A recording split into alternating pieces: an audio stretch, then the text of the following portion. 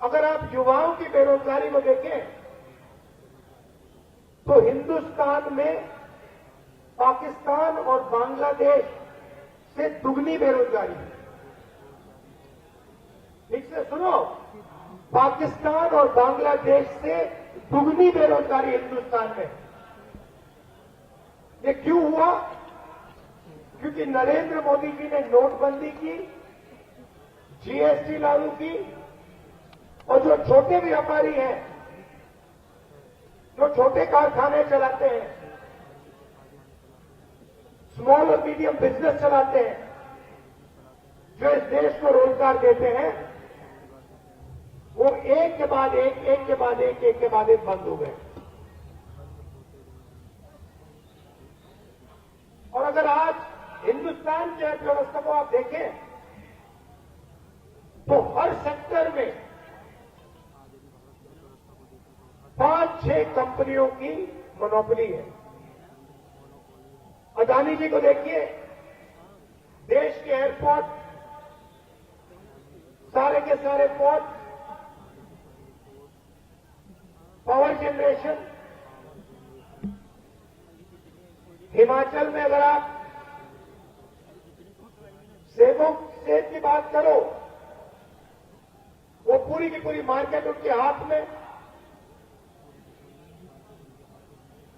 तो बड़े बड़े उद्योगपतियों को, 3-4 को, हिंदुस्तान का पूरा धन पकड़ा दिया। नतीजा क्या हुआ कि जो लोग देश को रोजगार देते हैं, स्मॉल एंड मीडियम इंडस्ट्री वाले लोग, वो सब बंद हो गए और देश के युवाओं को रोजगार नहीं मिल सकता। और किसी भी प्रदेश में आप चले जाइए,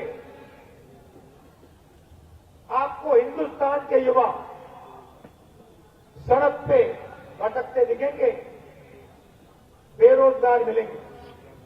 तो ये हुआ आर्थिक अन्याय। इसमें आप किसानों को भी जोड़ दीजिए। नरेंद्र मोदी जी ने 16 लाख करोड़ रुपया हिंदुस्तान के 10-15 उद्योगपतियों का माफ किया, किसानों का 1 रुपया माफ नहीं किया। आज तक 10 साल में किसानों का 1 रुपया माफ नहीं किया। और किसान क्या कह रहा है? किसान सिर्फ एमएसपी मांग रहा है कि भाई हमें सही दाम दिलवा दो। हम मेहनत करते हैं, 24 घंटा काम करते हैं, ठीक है, हमारा नाम अदानी नहीं है, अंबानी नहीं है, मगर हम मेहनत करते हैं, देश को भोजन देते हैं। हम सिर्फ सही दाम चाहते हैं और कुछ नहीं। होता क्या है, जैसे ही किसानों का अनाज तैयार होता है, एक्सपोर्ट इंपोर्ट पॉलिसी को बदल के दाम गिरा देते हैं। फिर किसानों को अपना माल कम दाम पे बेचना पड़ता है, फिर दाम फिर से बढ़ा देते हैं। तो किसान सिर्फ कह रहे हैं हमें गारंटी दीजिए, कम से कम हमें एमएसपी चाहिए और कुछ नहीं। बीजेपी के लोग कहते हैं एमएसपी नहीं मिलेगी। मैं आपको यहां कह रहा हूं, जैसे ही दिल्ली में कांग्रेस पार्टी की सरकार जाएगी, हमने मैनिफेस्टो में लिख दिया, लीगल एमएसपी हिंदुस्तान के किसानों को हम दे देंगे। तो ये हुआ आर्थिक अन्याय। अब इसमें आप सामाजिक अन्याय जोड़िए। इस देश में 50% पिछड़े लोग हैं, 15% दलित हैं, 8% आदिवासी हैं। कितना हुआ? 73% लोग या पिछड़े हैं, या दलित हैं, या आदिवासी हैं। और आपकी भागीदारी कहीं भी नहीं है। जो लड़ाई हो रही है वो लोगों को बिल्कुल साफ दिखाई दे रही है। एक तरफ बीजेपी के लोग एक धर्म को दूसरे धर्म से बांट रहे हैं, एक जात को दूसरी जात से बांट रहे हैं, एक प्रदेश को दूसरे प्रदेश से बांट रहे हैं, और दूसरी तरफ कांग्रेस पार्टी सबको एक साथ लाने की कोशिश कर रही है और यात्रा से एक लाइन में कांग्रेस पार्टी की पूरी विचारधारा एक लाइन में आ गई। नफरत के बाजार में मोहब्बत की दुकान खोलती है कांग्रेस पार्टी। अब बहुत सारे लोग आए हमारे पास, उन्होंने कहा देखिए आप कन्याकुमारी से कश्मीर तो चले,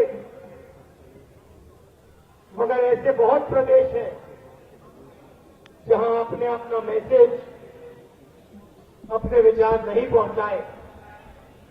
बंगाल है, असम है, नॉर्थ ईस्ट है, उड़ीसा, झारखंड, छत्तीसगढ़, गुजरात। तो बहुत सारे लोगों ने कहा कि आपको वहां भी जाना चाहिए, एक दूसरी यात्रा होनी चाहिए। मणिपुर से महाराष्ट्र, और हमने ये बात मान ली और इसलिए मैं आज आपके सामने यहां खड़ा हूं। आपको एक फायदा हुआ कि मध्य प्रदेश एक प्रकार से देश का जो दिल है उसमें से दोनों यात्रा निकल रही। इसमें हमने एक और शब्द जोड़ दिया। पहली यात्रा भारत जोड़ो यात्रा थी, दूसरी यात्रा में हमने न्याय शब्द जोड़ दिया। पहली यात्रा में जब हम चल रहे थे तो मैं लोगों से पूछ रहा था कि देश में ये जो नफरत फैलाई जा रही है, जो हिंसा फैलाई जा रही है, इसका कारण क्या है? जरूर बीजेपी फैलाने का काम करती है, मगर ये जो कर पा रहे हैं इसका कारण क्या है? और सबने मुझे जवाब दिया, इसका कारण अन्याय है। अलग अलग तरीके के अन्याय हो रहे हैं। युवाओं के साथ बेरोजगारी, किसानों को सही कॉम्पेंसेशन नहीं दिया जाता, सही दाम नहीं दिया जाता। तो अलग अलग तरीके के अन्याय हो रहे हैं, इसीलिए भारत में नफरत फैल रही। तो इसलिए हमने ये शब्द अपनी यात्रा में जोड़ दिया, भारत जोड़ो न्याय यात्रा। आप जानते हो, क्योंकि अन्याय आपके साथ हो रहा है।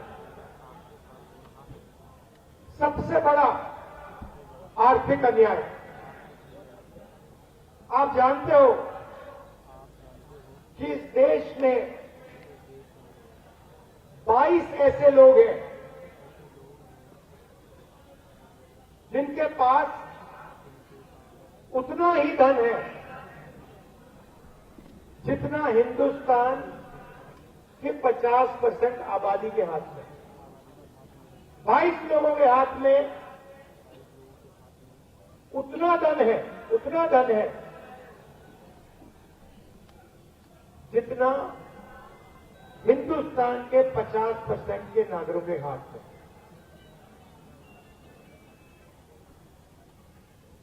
जो 50% इस देश के सबसे गरीब लोग हैं, उनके हाथों में देश का 3% धन है, और जो देश के 5% सबसे अमीर लोग हैं, उनके हाथ में 60% देश का धन। तो सबसे पहले आर्थिक अन्याय, 40 साल से सबसे ज्यादा बेरोजगारी,